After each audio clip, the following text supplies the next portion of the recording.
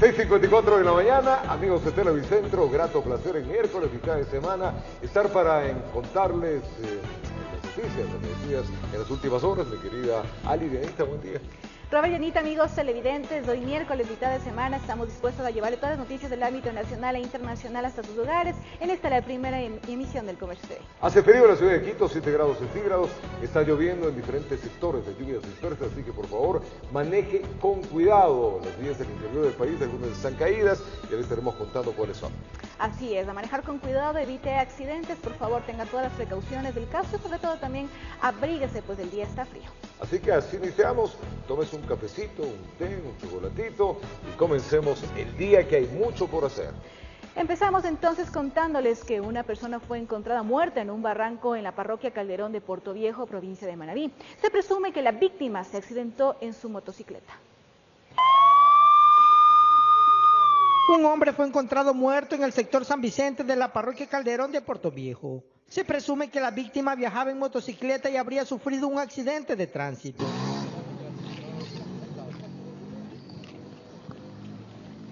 Policías y bomberos del sector acudieron a este lugar, conocido como la Quebrada de Guillén, para recuperar el cuerpo que fue localizado junto a la motocicleta. Nosotros recibimos la llamada del ECO 911, avanzamos al punto a verificar las novedades, que había un accidente. Al llegar aquí pues ya pudimos ver que el señor ya estaba sin signos vitales, por lo que se podía ver que ya estaba morado, porque el accidente dice que fue como a las 6:30 aproximadamente. Entonces llegando al punto pues ya estaban los señores de la policía aquí y ellos tomaron procedencia del accidente. Nosotros llegamos a apoyarlo, a colaborar para subirlo hacia la vía para que lo trasladen. Policías y bomberos del sector acudieron a este lugar, conocido como la Quebrada de Guillén, para recuperar el cuerpo que fue localizado junto a la motocicleta. El cuerpo fue trasladado hasta la morgue de Manta. La víctima fue reconocido por los familiares como Francisco Vince García, de 29 años de edad, quien vivía en el Florón 1 de Portoviejo. Salió de mi casa que venía a Calderón, nomás, que de ahí ya no sé nada más. ¿Pero él es de Portoviejo? Sí, él vive en Portoviejo, en el Florón. Llamaron fue a mi yerno que habían encontrado una moto y un cadáver, pero no. Yo cuando llegué aquí ya fue la noticia que me encontré que era mi... Y todavía se ha comido la curva porque allá está clarito la señal como está así. Se ha ido abajo el barranco.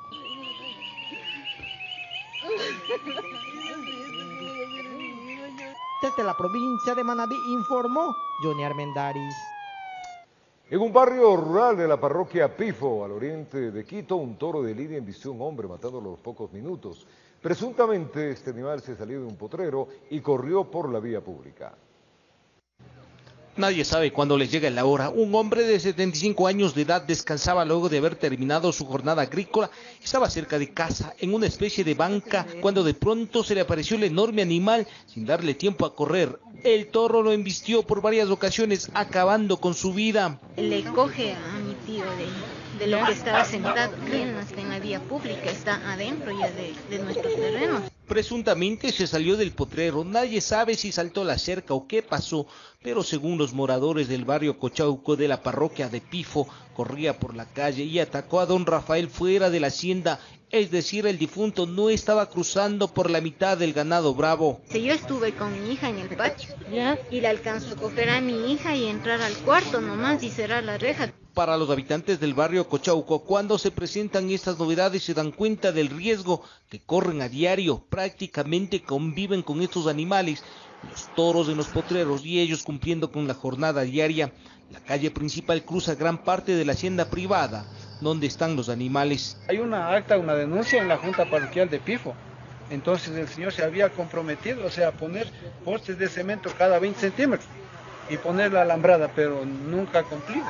Solo piden que el dueño de la hacienda coloque mayor seguridad para evitar que los toros de lidia escapen y pongan en riesgo la vida de los moradores. Hoy fue una persona adulta, mañana puede ser un niño o cualquier otro habitante que se encuentre de manera casual, cara a cara con el animal, lo que puede terminar en una nueva desgracia. Es un peligro, ojalá hubiera bien que pongan unos potreros cerrados para que no salgan al camino. Ya son 2 personas que ya mueren por el accidente del toro. Esperan que esta lamentable pérdida sirva para tomar los correctivos del caso y todos vivir en armonía. En Quito informó Iván Casamen. Una cooperativa de ahorro y crédito ubicada en el sector de la Magdalena, al sur de Quito, fue blanco de los delincuentes. Los sujetos que se movilizaban en motocicletas aparentemente se llevaron $320.000. ¿Cómo se dieron las cosas? El golpe al parecer fue planificado de forma milimétrica. Los sujetos esperaron pacientemente que llegue el blindado con las tulas de plata. Los custodios dejaron el dinero en el cuarto de seguridad. Mientras cumplían con el trámite, aguardaron hasta que se vayan. A los pocos segundos arribaron 8 individuos en 4 motocicletas y sin perder tiempo bloquearon a los guardias y se fueron directo a donde estaban las fundas. Inmediatamente se estableció la clave 3 para establecer un cerco de seguridad. Se realizó el operativo con todas las unidades. Los pocos clientes que estaban en la agencia fueron obligados a botarse al piso. Los empleados, con las manos sobre la cabeza para evitar que activen el botón de seguridad, se movieron rápidamente, siempre con el dedo en el gatillo, amenazando en disparar si alguien intenta llamar a la policía. Lo que pudimos observar es una Mossberg que usualmente la utilizan las compañías de seguridad, una pistola y una subametralladora. Todo quedó grabado en las cámaras de seguridad de la cooperativa de ahorro y crédito. Agentes de inteligencia estudiaron los movimientos y la forma como perpetraron el jugoso robo. Se conoció que 6 pasaron y 2 se quedaron de campaneros, impidiendo que alguien ingrese a la agencia ubicada en el sector de la Magdalena.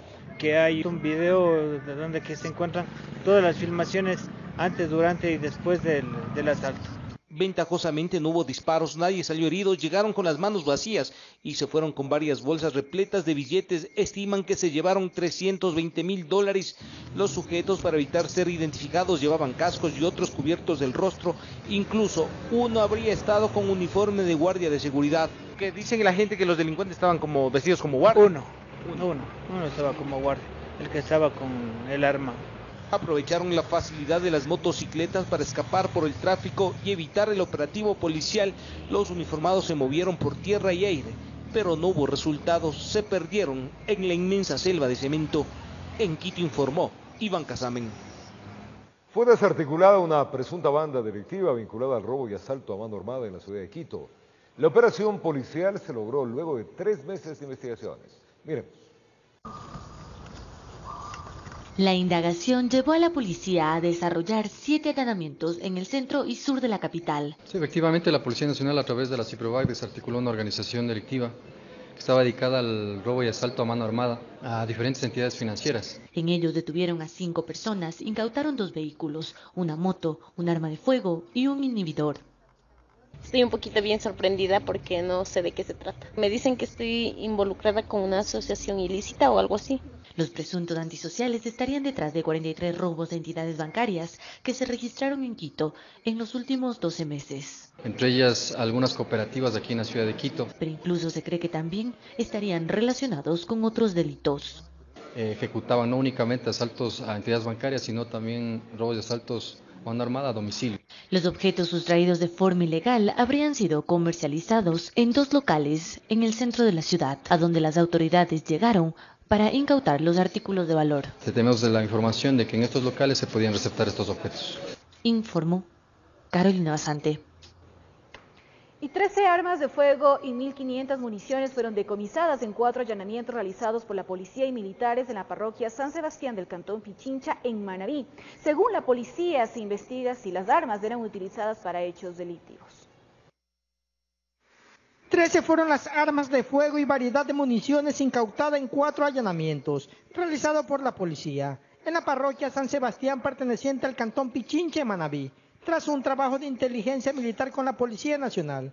En este caso hay una persona detenida. Tomar contacto con ciudadanos interesados, una vez realizado el negocio, dirigirse al lugar donde tenían embodegadas las armas y proceder a venderlas.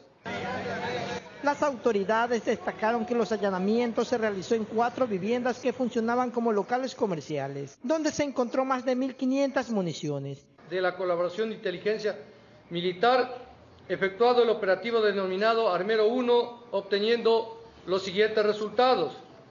Un detenido, el ciudadano Galo Byron I.P.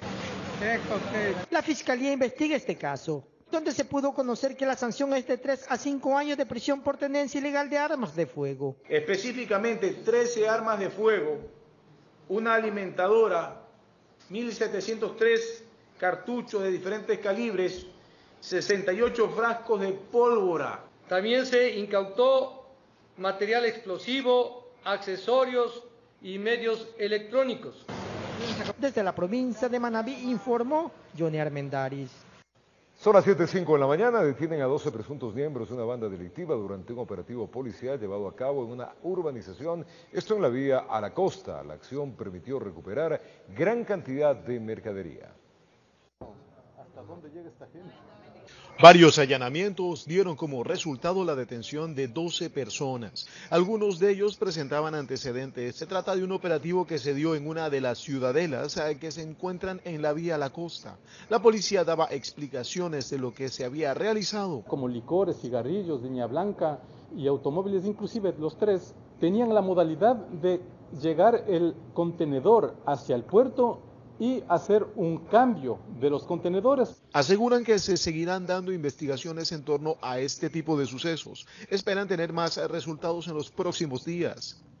Se ha investigado un delito de defraudación aduanera que está tipificado en el Código Integral Penal. Estos 12 ciudadanos que componen una sola red entre ellos, en donde el principal es el ciudadano Carlos Alberto A.E., que tiene una detención anterior por delitos tributarios mismo. Acciones para evitar que delitos como este se ejecuten nuevamente en el puerto principal, informó Julio César Saona.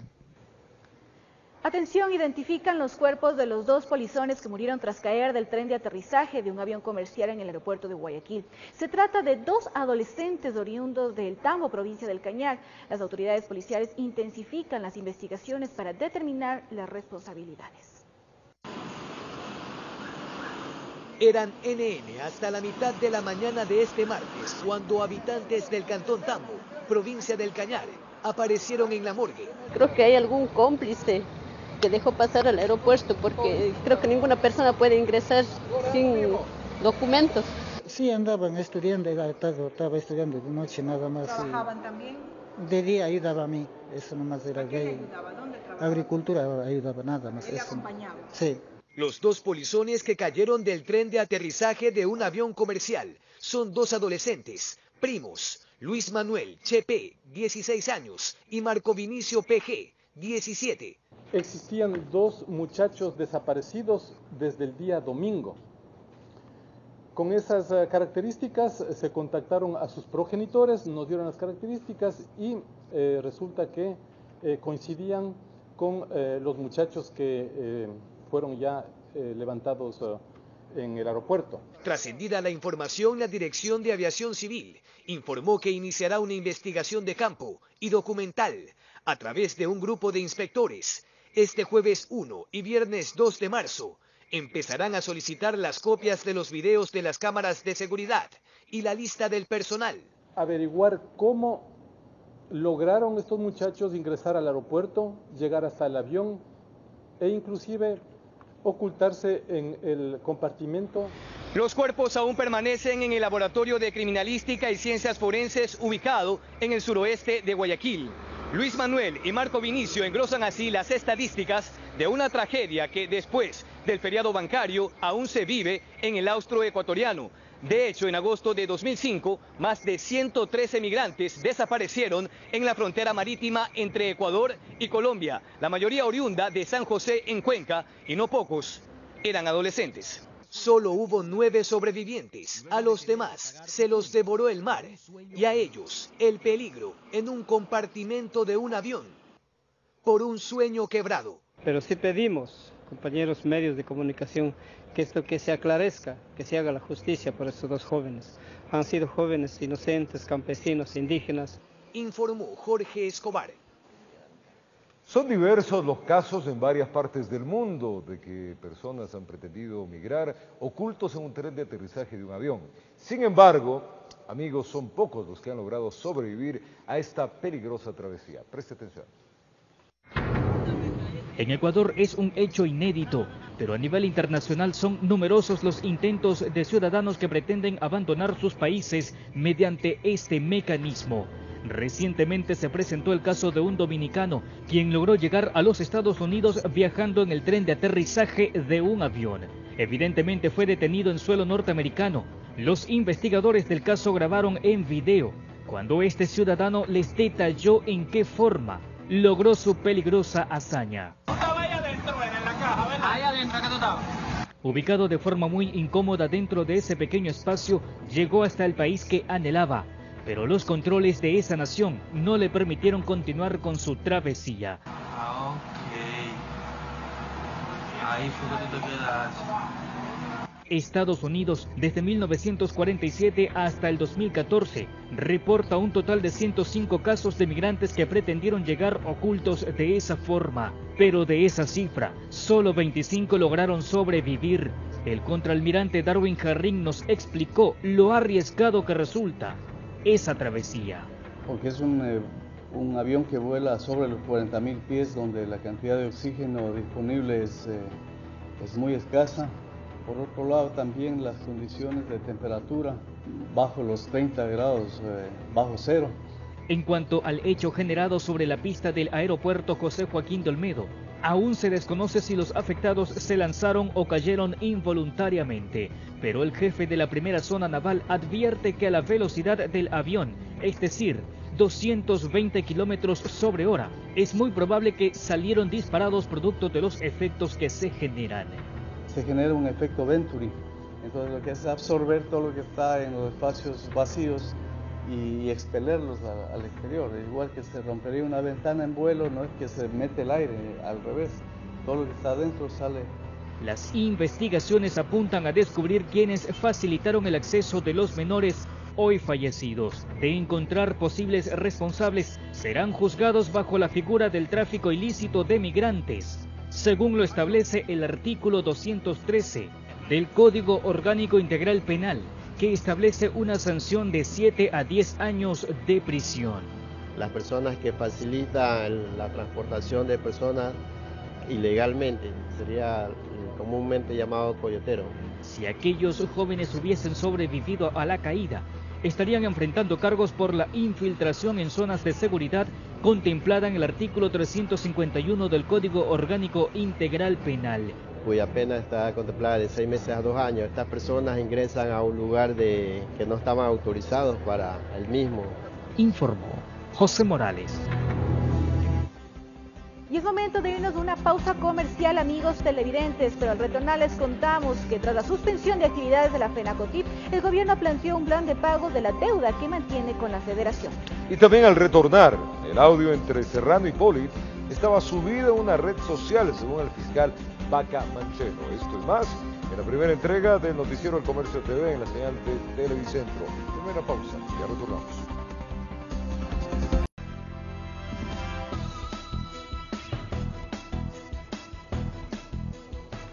Seguimos con más aquí en El Comercio TV.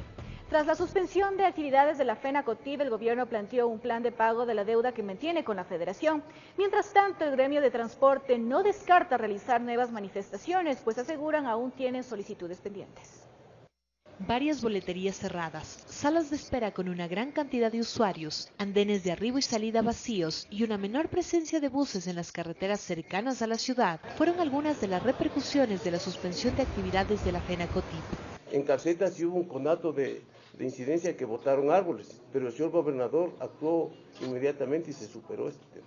Según su representante, el 85% de sus afiliados se unió a la paralización. Aseguran que la medida es preventiva y busca que el gobierno controle la informalidad del transporte, elimine las 2 revisiones técnicas anuales impuestas en varios municipios y reconozca la deuda de $79 millones que el Estado mantiene con el gremio desde el 2012 como compromiso para no elevar la tarifa. Aquí tienen que haber Ministerio de Finanzas, el SEMPLADES, Ministerio de Comercio Exterior, Ministerio de la Producción.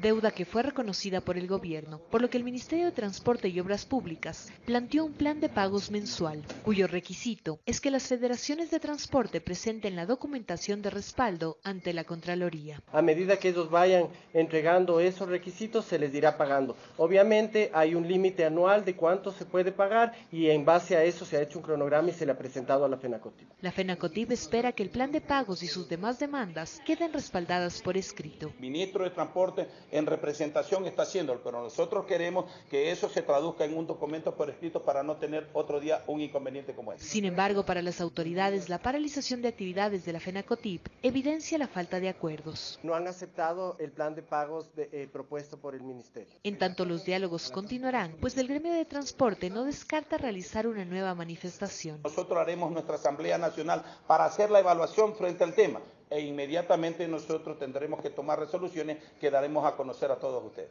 Durante la jornada, modalidades de transporte como turístico, urbano, estudiantil y de carga prestaron habitualmente su servicio a escala nacional, informó Sofía Vintimilla. Y es que malestar se generó entre los usuarios del transporte público intercantonal e interprovincial, que este martes inició una paralización parcial como medida de protesta a las autoridades del gobierno. En la siguiente nota vamos a contarles el ambiente registrado en la terminal terrestre allá en la ciudad de Guayaquil. Veamos. La paralización del transporte público intercantonal e interprovincial se evidenció en las carreteras y en las terminales terrestres. En Guayaquil, por ejemplo, amanecieron cerradas muchas boleterías y en otras la espera fue larga para los usuarios que pretendían viajar a otros cantones del Guayas o a provincias. Esperar, ¿qué más toca? ¿Para dónde se dirigen? A Montañito yo. ¿Qué tiempo esperando para comprar un boleto? Estoy desde las 2 de la mañana aquí. Nosotros estamos con un cronograma y tenemos que llegar a una hora específica y nos retrasan nuestras actividades. No queda más que esperar que terminen todo esto. ¿Les perjudica esto? Nos perjudica bastante. ¿De qué manera? Queremos trabajar, queremos llegar a nuestro destino para trabajar. La Agencia Nacional de Tránsito implementó un plan de contingencia para suplir las rutas de los buses que se sumaron al paro. Aquellas rutas que de Santa Elena, pese a que la SICA sí está trabajando, vamos a cubrir rutas y frecuencias para que la ciudadanía llegue a su destino. La Coactur, que es Manabí, que también tiene su afluencia de ciudadanía, también vamos a ver si hay más unidades para que lleguen la gente a su destino. Según esta funcionaria, en lo que respecta al Guayas, se aplicó este plan de contingencia en todas las terminales terrestres. Con la CTE también estamos trabajando en coordinación también con la Policía Nacional de la Zona 5, Zona 8. Nuestro deber como funcionarios públicos en este momento, como Agencia Nacional de Tránsito, es precautelar de que la movilidad, que es un derecho constitucional, se pueda dar a cabalidad. Informó Marcela Maquiló. Luego de 16 horas de paro de transporte intra e interprovincial se levantó la medida, aunque no hubo ningún acercamiento con el gobierno. Ahora las autoridades evalúan posibles sanciones contra los impulsadores de la paralización. Sin acuerdos concretos, terminó la jornada de paro impulsada por la Federación Nacional de Cooperativas de Transporte Público FENACOTIP. A través de un comunicado, la agrupación dio a conocer su decisión. Aunque calificaron como un éxito la paralización, las autoridades del gobierno nacional dicen lo contrario. Y del 62% de los transportistas interprovinciales que no plegaron al paro, conscientes de la necesidad ciudadana, se mantuvo el servicio y se logró minimizar el impacto a la población. El ministro de Transporte, Paul Granda, señaló que el canal de diálogo se mantiene, al tiempo que reconoció que entre los acuerdos que sostienen con este sector es el pago de una deuda de $79 millones por la compensación de la tarifa de pasajes aprobada en 2012, pero que nunca fue ejecutada. Nosotros no hemos dejado de reconocer eso como una deuda del Estado. Para solventar este monto, actualmente la Agencia Nacional de Tránsito tiene un presupuesto de $5 millones. Vengan a la Agencia Nacional de Tránsito, presenten la documentación y con la celeridad que corresponde, el Gobierno Nacional, la Agencia Nacional de Tránsito, le irá cancelando los recursos producto de esta deuda. En cuanto a los otros requerimientos de los transportistas, dicen que están pendientes y no descartan un nuevo acercamiento. Pero en el marco de un diálogo sincero, franco, y en donde la interlocución nos permita llegar a acuerdos y consensos, pero de ninguna manera con una medida de presión de por medio. Sin embargo, aseguran que se evaluarán posibles sanciones contra los impulsadores de la paralización. Con base a los informes enviados por las direcciones provinciales y dependiendo de los incidentes que se hayan presentado en cada una de las provincias, Se deben iniciar los procesos administrativos. Lo vamos a hacer porque un servicio público se paralizó y existió una afectación a la ciudadanía. La FENACOTIP anunciará en los próximos días una Asamblea Nacional en la que evaluarán los resultados de la medida y las acciones futuras. Informó Carolina Basante. En otras noticias, el fiscal general del Estado, Carlos Vaca Mancheno, reveló que el audio de la conversación entre el excontralor Carlos Polit y el presidente de la Asamblea, José Serrano, lo conoció a través de un parte policial, ya que este se encontraría subido en una red social. El fiscal Vaca cuestionó la documentación sobre el caso 30S que estaba en manos del presidente de la Asamblea. Este tema no pasa por un asunto personal, sino por lo institucional. Miremos. Carlos Vaca, fiscal general del Estado, afirmó que el audio entre el excontralor y el presidente de la Asamblea Nacional es auténtico debido a que las partes involucradas así lo han confirmado. Además dijo que este archivo auditivo estaría publicado en una red social.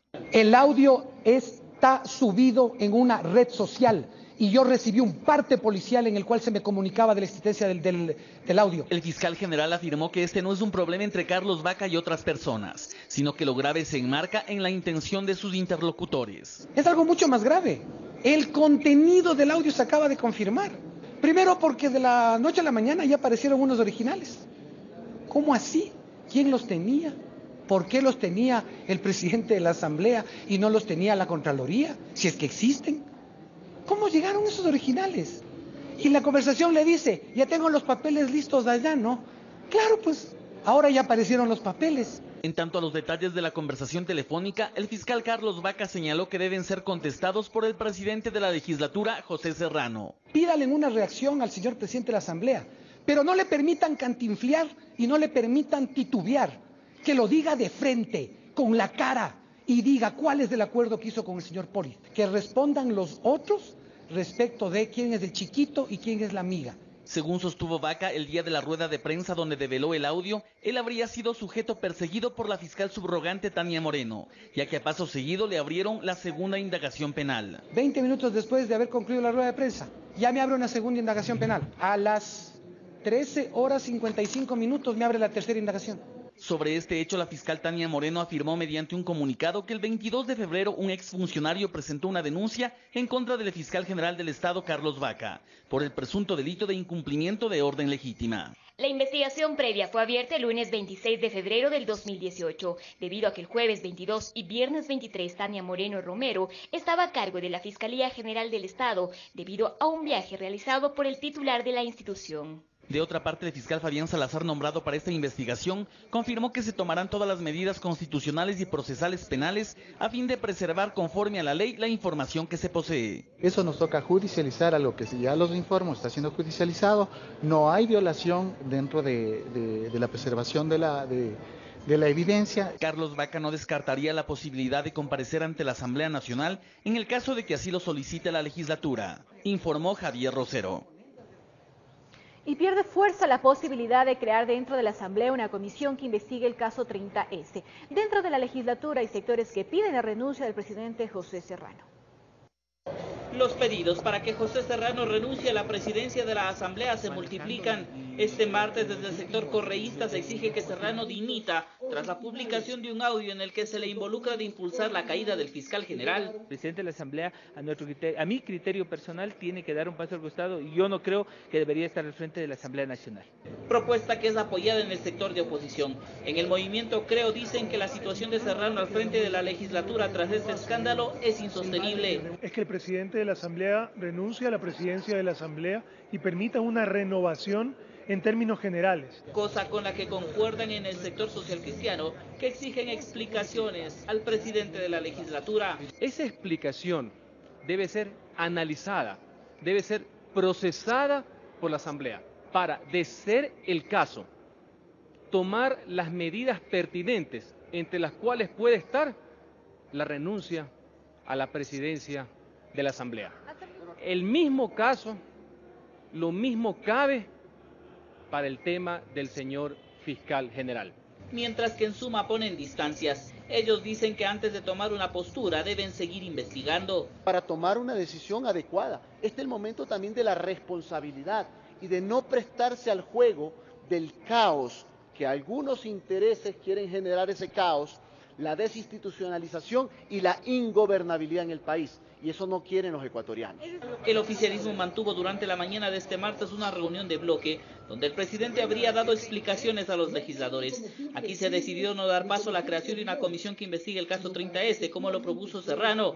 Lo que sí se anuncia es que pedirán que comparezcan ante el Pleno de la Asamblea el fiscal general y el presidente de la legislatura. Acá adelantan que su postura será enérgica en este caso. Aquí tenemos que actuar más bien con frontalidad, sí, con frontalidad. ¿Nos preocupa? Claro que nos preocupa. Claro que nos preocupa que las cosas han llegado a estos límites.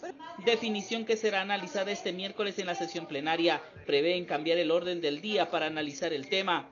Recordemos que este miércoles la Asamblea también deberá elegir a los nuevos miembros del Consejo de Participación Ciudadana. Elección en la que piden que Serrano, tras este escándalo, se excuse de participar.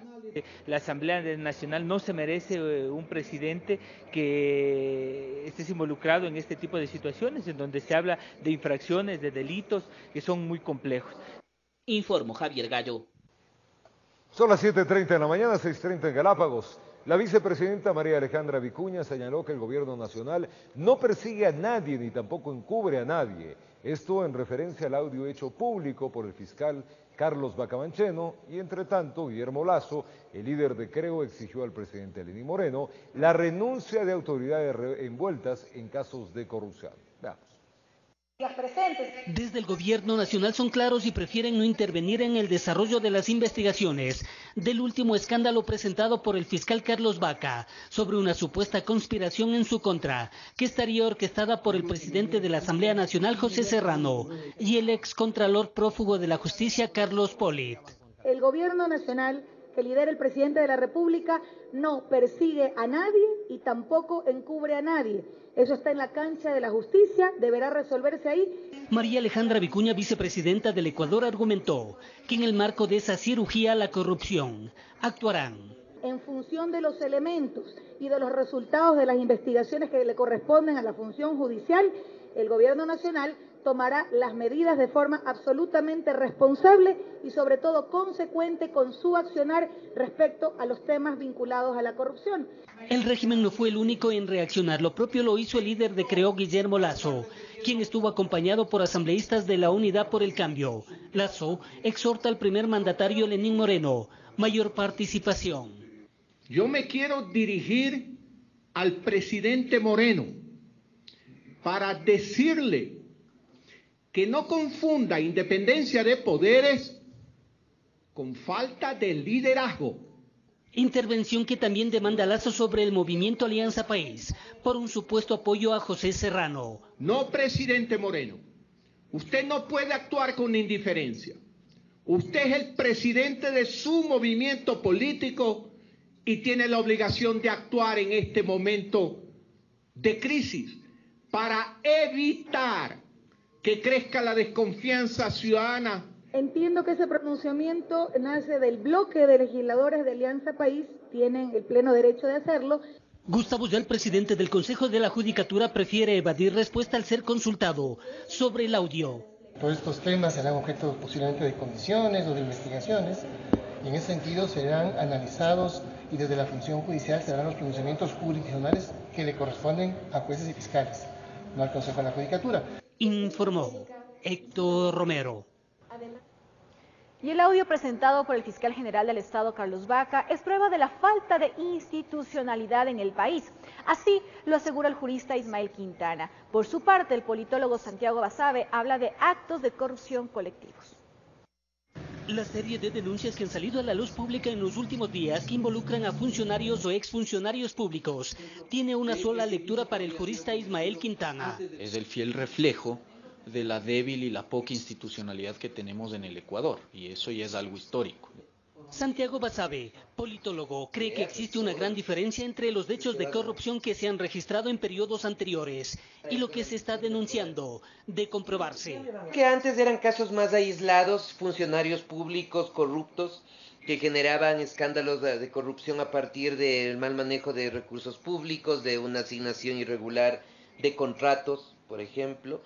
pero ahora se observa que esto es mucho más articulado, es mucho más sistemático, es mucho más sofisticado. Apuestan a que la denuncia estará en la palestra política hasta que pase la calentura. Porque además, por ejemplo, usted tenía la anterior semana el escándalo del señor Gustavo Yalc con el tema del Consejo de la Judicatura, ¿no es cierto?, un supuesto tráfico de influencias con este cruce de correos aparentes entre él y el presidente Correa. Hoy ese escándalo, que no se ha investigado, es tapado por un nuevo escándalo protagonizado por estos tres personajes. Esto va a generar tensiones, va a generar escándalos de corrupción, va a generar seguramente más videos, más pruebas de unos y otros, hasta que llegue un punto en que la justicia, si es que se da una reforma, pueda tomar alguna decisión.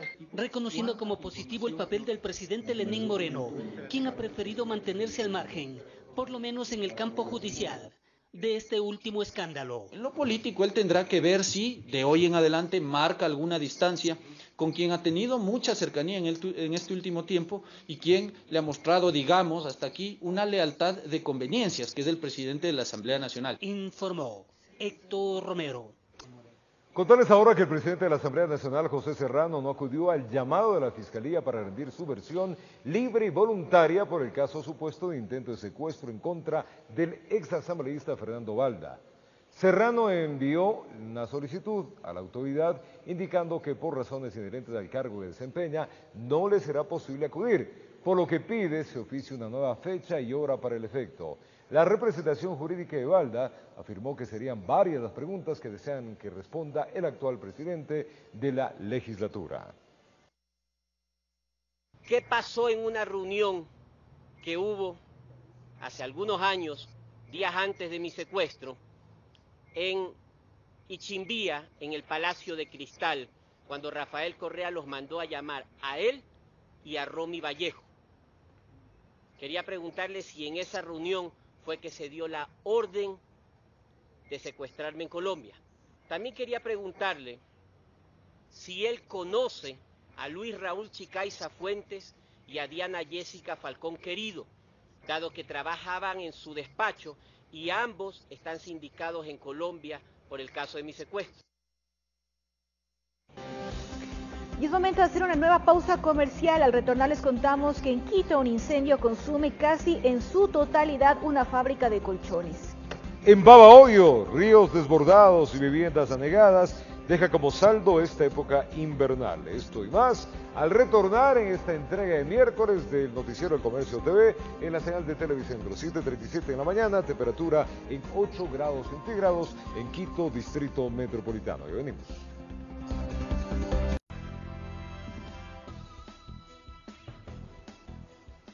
Son las 7:42 de la mañana y gracias por acompañarnos en esta edición de miércoles del Noticiero del Comercio TV. Ahora para contarles, una fábrica de colchones fue consumida por las llamas. Este incendio estructural se registró en el sector del Parque Industrial de Guamaní. Los motivos del siniestro aún no se han determinado.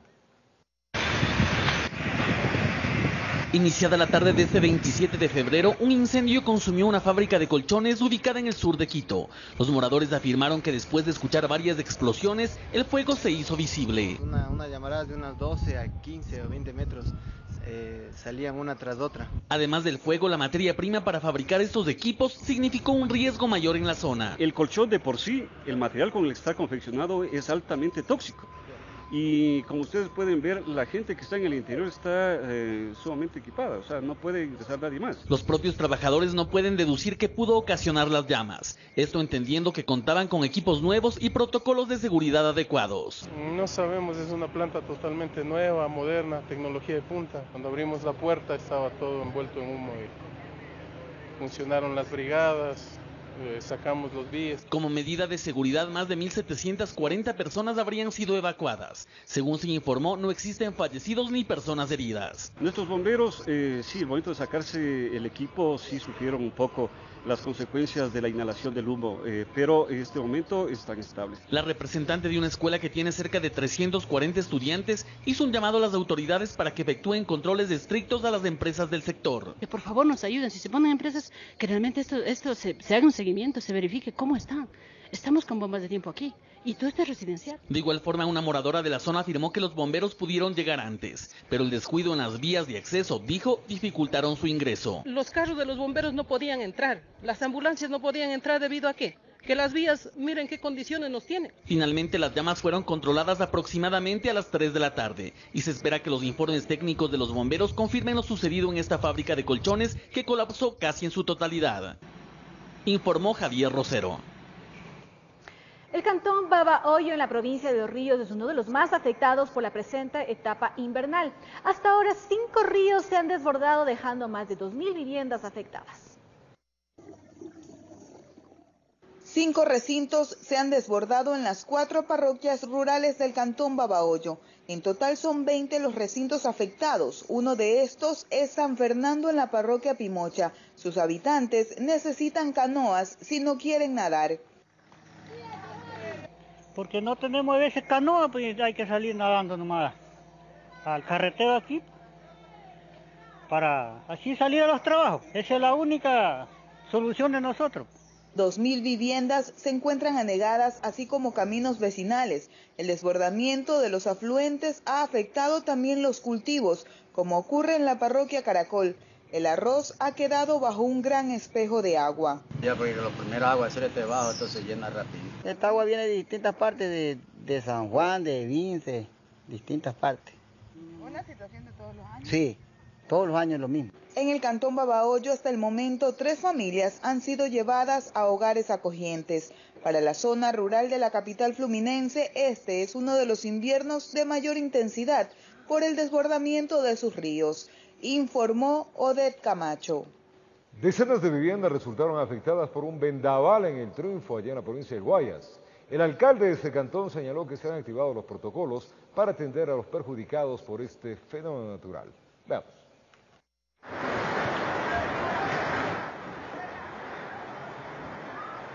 Como protagonistas de una película de terror, se sintieron algunos habitantes del Cantón El Triunfo durante la presencia del vendaval que los sorprendió la tarde del lunes. Quienes observaban cómo volaban todo tipo de escombros indican que pensaban que el fin había llegado. Se cayó la pared, se dañó lo que... Imagínense, los colchones todos se mojaron, la ropa. Como usted ve ahí el techo, esas correas, todo se dobló. Doña Leonela Armijos narra que no tenía idea de lo que ocurría y que lo único que pudo hacer fue aferrarse a una de sus hijas con las que estaba en ese momento. Lo bueno que no pasó ninguna desgracia mayor, solamente fue lo material. En el centro de la ciudad, uno de los daños más visibles fue la caída de una antena de radio a la avenida principal, que causó averías en el tendido eléctrico. Estaba aquí mismo ubicado cuando comenzó a llover fuerte y el viento, cuando escuché nomás el rayo ¡plac! Y se me vino la antena encima y yo salí con mi carro. Vino una especie de un huracán, un tornado tremendo por todo el Cantón El Triunfo. Se fue la luz, se cayeron postes, se cayeron antenas de los bancos, letreros de los almacenes. Sin embargo, las zonas más golpeadas fueron las rurales, como en Santa Rosita, donde árboles destrozaron algunas viviendas. Nosotros sentimos como un trueno que hizo tran nomás y yo corrí a abrazar a mi hija. Y eso que llego a abrazar a mi hija y quiero salir, ya estaba el palo ahí atravesado en la salida, ya. Y cuando cochamos encima ya quedamos aplastadas debajo del árbol, ya no pudimos salir. En la cooperativa Jaime Roldós, el panorama era similar. Varias casas de madera y caña terminaron en el piso y las que quedaron en pie resultaron afectadas y sin techos. Todo el barrio, todas estas casas que están aquí queremos que nos ayuden porque necesitamos, porque estamos en esta... ¿Usted se quedó sin nada? Sí, sin nada. Todo está en mi cama, todo está ahí, todas mis cosas. Los perjudicados por el temporal piden asistencia a las autoridades, mientras estas indican haber activado ya los protocolos de emergencia. Vamos a hacer otro recorrido para ver qué necesidades tienen estas personas. Ya se está coordinando una brigada médica. Los lugareños permanecen a la expectativa de la ayuda y rezando para no volver a vivir ese apocalipsis, informó Ítalo Ruiz. Cambiamos de información y les contamos que el subsecretario de Estado para Asuntos Políticos de Estados Unidos está de visita en el país. La mañana de este martes se reunió con el presidente Lenín Moreno, donde trataron temas bilaterales como seguridad nacional, comercio y la situación que atraviesa Venezuela. La situación de Venezuela fue uno de los temas claves tratados durante la reunión mantenida a puerta cerrada por el presidente Lenín Moreno y el subsecretario de Estado para Asuntos Políticos del país norteamericano Tom Shannon, quien agradeció a Ecuador la abstención en el voto ante la Organización de Estados Americanos, OEA. Yo creo que Ecuador va a tener un papel importante en los próximos pasos que vamos a tener que tomar en la OEA acerca de Venezuela.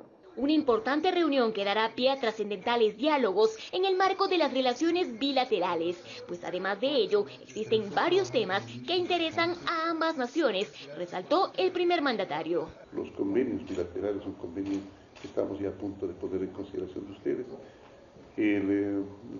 Asuntos de migración, asuntos de movilidad humana, temas de educación, temas de cultura, temas de industria, temas de comercio, temas de combate a la droga, al terrorismo, etcétera, etcétera, y sobre todo defensa de los derechos humanos y defensa de la democracia.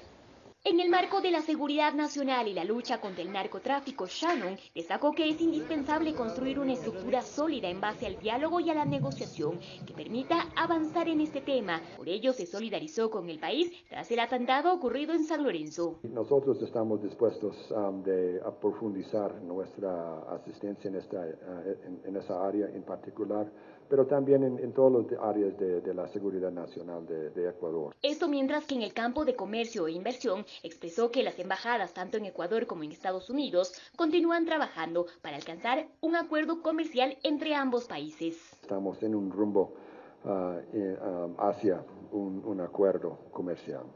Yo creo que en pocos meses vamos a poder reunir el Bilateral Trade and Investment Committee, o sea, la Comisión Bilateral de Inversión y Comercio, y basado en eso vamos a tener una mejor idea del tiempo que vamos a necesitar.